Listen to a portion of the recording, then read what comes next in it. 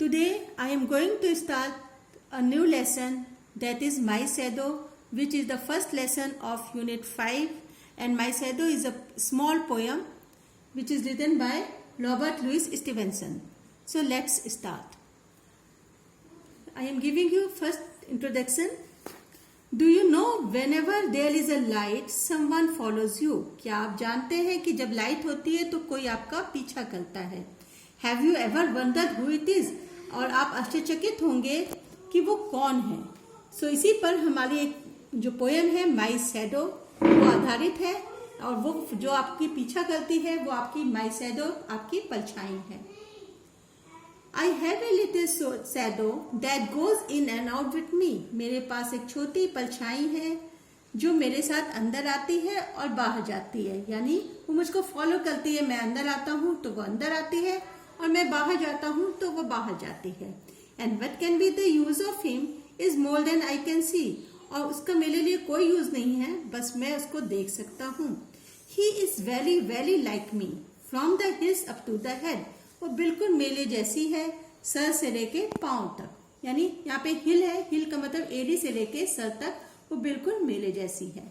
And I see him jump before me, और मैं देखता हूँ कि वो मुझसे पहले ही कूद पड़ती है.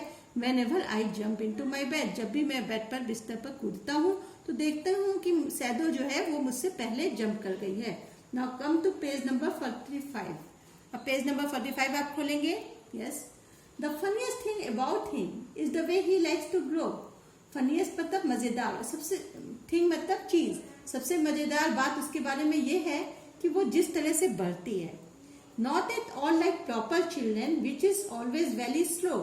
साधारणतः बच्चों की जो ग्रोथ होती है वो बहुत धीमे होती है. एक इन्फेंट से लेकर एक एडल्ट तक बनने में हमको काफी साल लग जाते हैं, लेकिन शैडो जो है वो बहुत तेजी से कभी कभी लंबी हो जाती है और कभी कभी विलुप्त हो जाती है, कभी कभी छोटी हो जाती है. For he sometimes shoots up taller like an Indian rubber ball. Like an Indian rubber ball, यहाँ पे शैडो को कंपेयर किया है एक बॉल से, कि बॉल जैसे आप उसको उछालते हैं तो बहुत तेजी से उछलती है इंडियन रबर बॉल, तो उसी तरह से शैडो जो है अचानक कभी कभी बहुत लंबी हो जाती है.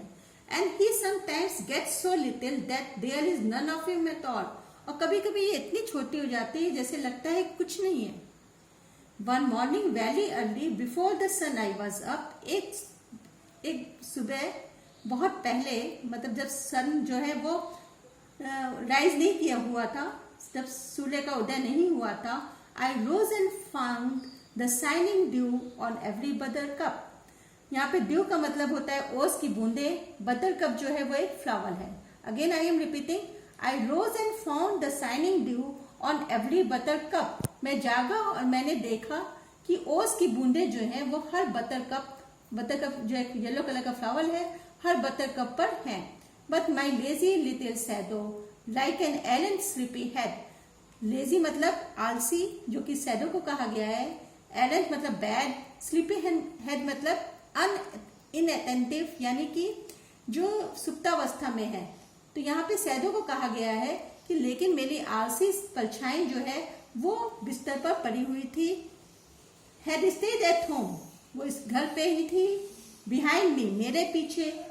And was fast sleep in bed, और वो बिस्तर पर सोई हुई थी. तो आपको पता है शैडो जो है वो लाइट के फॉर्मेशन, लाइट की इंटेंसिटी पर डिपेंड करती है. जब लाइट होती है तभी शैडो फॉर्म होती है.